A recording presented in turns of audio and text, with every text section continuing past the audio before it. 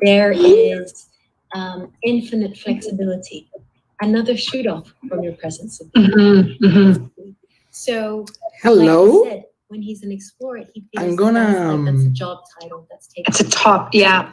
But when he's in the state of exploration, in that state of being, Give me 1 that second is because something I'm that's going to valuable. stop So for my you, Angela, here to go to what you were saying is like my microphone. Okay, perfect. Now, so welcome back, everybody. Here we are, ready to explore emotional intelligence with one of the top experts on this subject. So I'm super happy and super honored to introduce you to Chuck. Pro, you are there already? Yes, you are, Chuck Garcia. Hello, Luis. Can you hear me okay? Yes, I can, sir. Absolutely. It's very nice to see you. My last name is Gallardo, but my second last name is Garcia. And Garcia, there are many of us in the world. So I love you. So we have already a connection. Yeah, indeed. We are so honored having you here. Thank you so much. I watched your private interview this morning. It was great. Teresa was lovely. We had a wonderful chat, and I'm grateful, Luis, for the opportunity to be here with you today. Fantastic. Okay, so I'm gonna leave you on the stage, and feel free to wow all of us. I hope so, but the most important part is this is about all of us. That this is not about me. This is about the community that we are building, and it's been a difficult year. Whether you are in the United States, in Spain, or wherever you may be, I think I would like to think, and I hope, that the things that bring us together as a community are stronger than the things that try to tear us apart. And where I'm grateful for the opportunity here today is to talk about a subject that I teach, that I practice, and that I think is a bit misunderstood. So, thank you, Luis, and to all of our colleagues for the opportunity.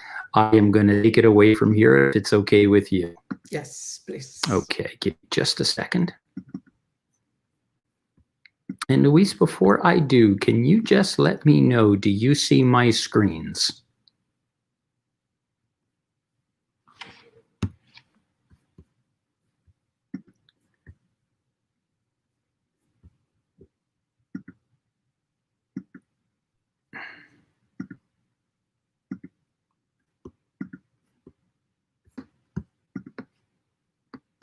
Well, good afternoon, everyone. And I'm going to ask you to consider a quote, an ancient Chinese proverb that says the longest journey any of us will ever take is the 18 inches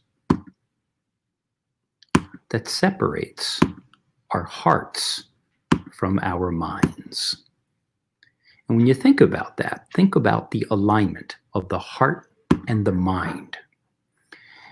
I would also like you to imagine if you had the opportunity to rewind your life, to look back at your past and ask yourself, would I do things differently in my life and in my career if I knew now what I didn't know then? And if you could retrace the steps heading back in the direction to the mountains of your life, what would it feel like?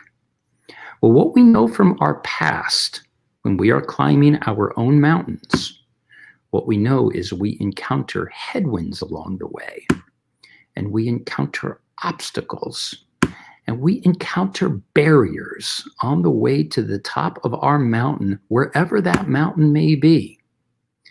But what's challenging working with so many people and with so many mediums and with Facebook and Instagram and LinkedIn and everything else, often on the path up our mountain, we are caught in the midst of miscommunication. But in addition to the miscommunication, sometimes we don't know it, but often we are misguided, not because of any bad intentions, but because either we don't know how to guide ourselves, or the people that we look to don't know how to guide us. And that's not a terrible thing. They just may not understand us. And then lastly, I'd like you to consider that if you were to look back, sometimes the mistakes that we make is because our hearts and our mind are misaligned. So the question is, if you could do it again, if you could learn something that you didn't know, what would you do differently? Well, what I'm asking you today is to change the way you look at the world. But it starts with changing yourself. And if you were to think about where we are in this difficult year 2020, and you were to look over the next 10 years, take a look at what do we think life will be like in 2030. We have no idea. And we can't control it because we won't know it. But there is something that we can control, and that's our outlook. That's how we decide to step up and take a look at the world. And if you're going to change yourself, and if you're going to change the way you view the world, it's time to think differently. And when you choose how you want to think differently, you have two choices. You can Chuck, choose. I don't want to interrupt, but we are seeing all your slides instead of one. Yes, so you know, yes, because you don't have full screen. Aha. Well, thank you, Luis. I did not know that. Well, let me, if I may then, I am going, thank you for I was so into it that I didn't want to interrupt. Oh, no, I'm glad you did, because I couldn't tell what I was seeing. So I tell you what, if we have time, let me try this again. I'm going to try screen share this time. Screen share. But I'm going to do it differently. How about, let me try now, Luis. Please let me know what you see. How about here? Do you see one screen or all of it?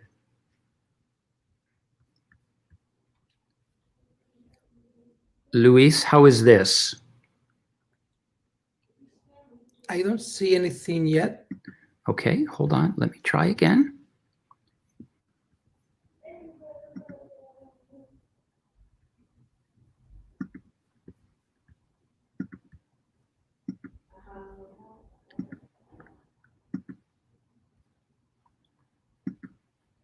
Let's try this.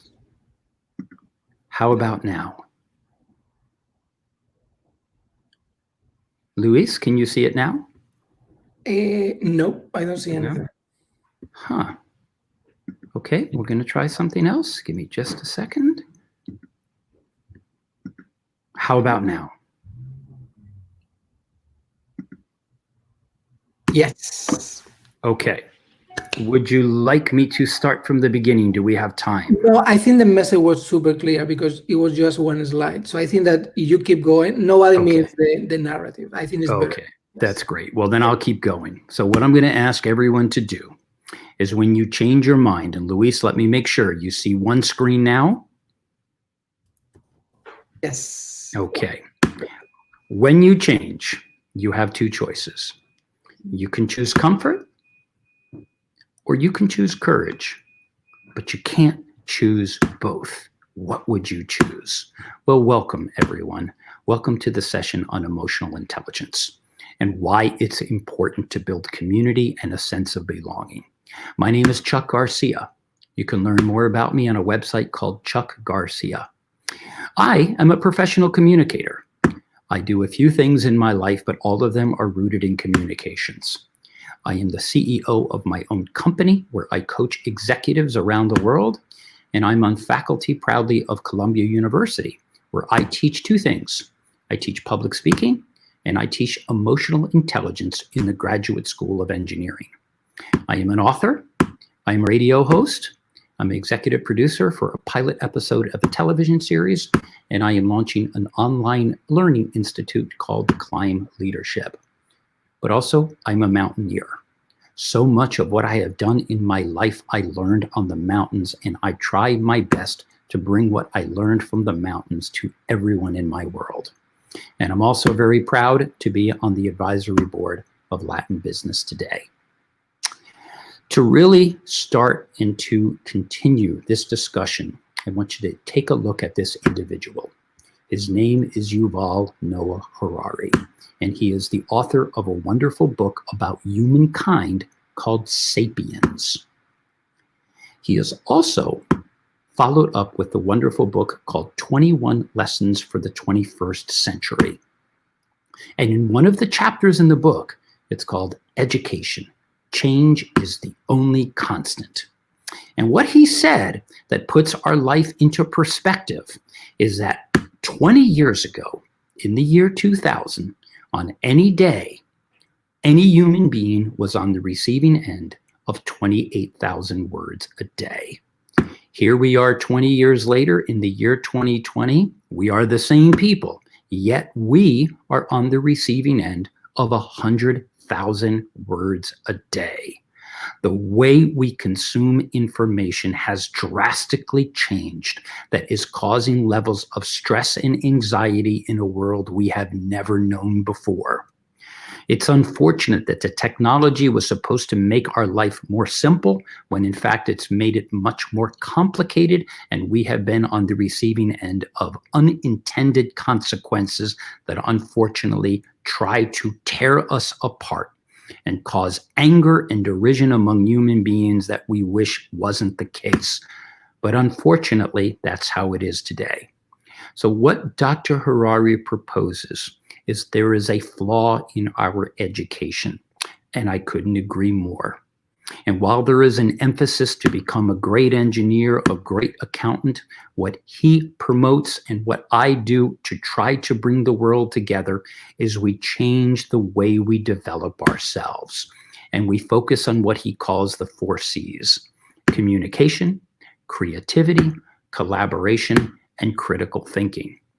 And I, in my professional world, mirror that with what the professional network LinkedIn says are the most important skills in the world today. And in the working world, the most important factors are creativity, persuasion, collaboration, adaptability, and emotional intelligence. If I were to ask most of you in the audience, did you take any courses like this in college? The answer is probably no or very little.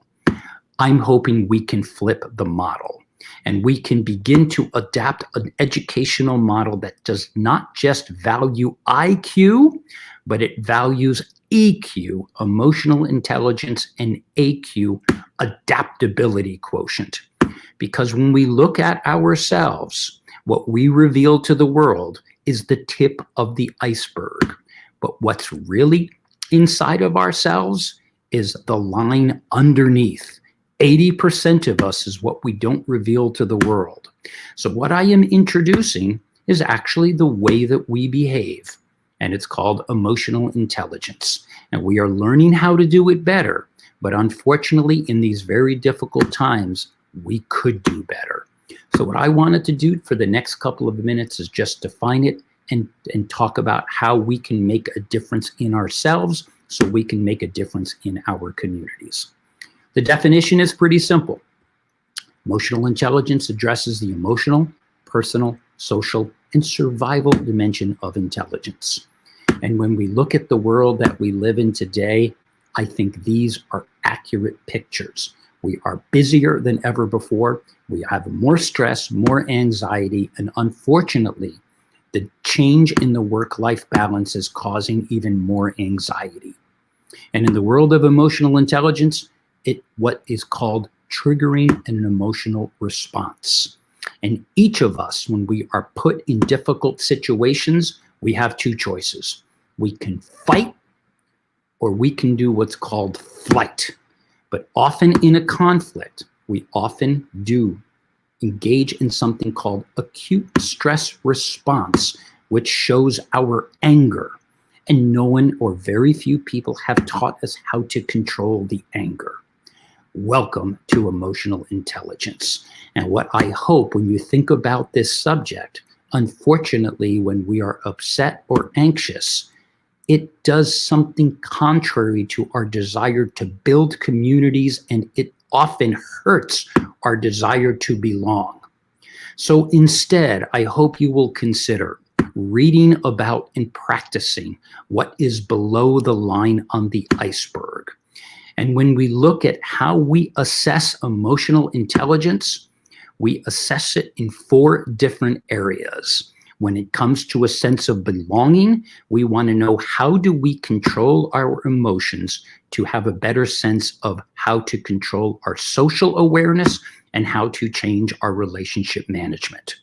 And indeed, we look at emotional intelligence, it definitely affects our capacity to belong to communities. People want to be a part of others who are stable and in control of their emotions, and they find it challenging to have a sense of belonging with people who cannot control their emotions. So I want to leave you with, in our lives are generally 10% of what happens to us and 90% of how we react. And that is often the difference between belonging to a community or being shunned from a community. So what do we do about this? Well, I'm going to leave you with a call to action. And what I want you to consider is that if you're going to change anything, the first thing that has to change is your heart and your mind to change yourself. And if you're going to change your heart and your mind, the first place to begin is to change your view. And what I'm asking, even though this may not feel like it's the thing to do for the community, it's important we take care of ourselves. And in these trying times, I hope you will continue to focus on your self-reflection, on your personal development, on your fulfillment. And that when you do that, I hope when opportunities present themselves, you will say yes to the thing that scares you the most. How to control your emotions in these difficult times, you can read about and you can assess. And I want to be sure that I leave you with some really good books to help you get in touch with your emotional intelligence and with your inner self. And you can find me, and I'll be done in just a minute or so. You can always find me on LinkedIn, as I blog a lot about emotional intelligence and how to build communities. And I want to leave you with a few words of wisdom. I recognize that yesterday I was clever and I wanted to change the world. But today I am wise, so I am changing myself. And one of the ways that I recommend a practical tip for everyone to change themselves, draw what's called your wheel of change and think about 4 elements in your life. What you want to create, something important you want to preserve, something you choose to eliminate, and something you are willing to accept. This is a simple change model. And as we consider that, I want to leave you with the words of wisdom from the late, great Michael Jackson. And he sang a beautiful song called The Man in the Mirror. And he said, when it comes to change, I'm starting with me. I'm starting with the man in the mirror. I am asking him to change his ways. No word can be any clearer. If you want to make the world a better place, take a look at yourself and make that change. And I hope that I have inspired you to think differently and to make that change. And that the first thing that you take responsibility is for yourself. And to Luis and to Latin Business Today and to everyone who made this possible, you can find me on chuckgarcia.com. But most importantly, I thank you for your time and your attention. I am grateful for the opportunity to speak to you today, and I hope you will heed the words of advice. If you want to make the world a better place, take a look at yourself and make that change. Thank you very much. I love it. Man in the mirror. Exactly. I'm asking him to change his ways. It makes you want to sing it. But I think while that's a song, I think the important part, what does that song say to us? What do we do about it? And in the world of building communities, I see so much idealism, but it has to start with me. I have to figure out, how do I become a better person so that I may help others to be better at what they do? Did that make sense, Luis? Oh my goodness. Yes, Chuck, of course that makes sense. So it's all about the inner being, Right. the outer world, right? Indeed. Well, we think about building these outer communities. It has to start somewhere. And it's not selfish. It's important. We express the ability to develop ourselves in ways that we can inspire others to develop themselves. Absolutely. So interesting because we launched a few years ago the certificate Chief Happiness Officer. Right. And Right. Now we changed the name, Chief Happiness Practitioner. Ah, that's a good point. That's a good distinction. It's because of what you're saying. I mean, you cannot be the officer if you are not happiness. Well, that's an important distinction because if you can't practice the art and science of happiness, how are you going to lead by example to others? Love that change. So, but that's following your inspiration, because it's like, sure, we all are officers, but who is really practicing here? Right. Well, how do we, as ourselves, provoke a change in others? And the best way to provoke a change in others is to start with me and to provoke a change in ourselves, because it's only in the capacity to change ourselves can we lead by example to help others to change themselves. And if we do that all the way around our community, we hope, in spite of all of the problems in the year 2020, we work together, not apart. And emotional intelligence is a science that can be taught, it can be learned, it can be developed. Most people don't know too much about it. That's what makes this a wonderful opportunity to spread it to the world, and why I'm so pleased called the World Happiness Fest. It starts with me and you and Roberto and Teresa and everybody else. Love it. Well, I think that you are definitely a source of inspiration because you know who you are. So it took a while. I mean, you feel it. You're deeply connected, and thank you. And this is what we need. We really want. This platform is all about inspiring people to deeply connect with themselves, and then there are multiple ways to do it, and it's not easy for so many people. So having your wisdom and learning from you, this is very important for all of us. So thank you so much.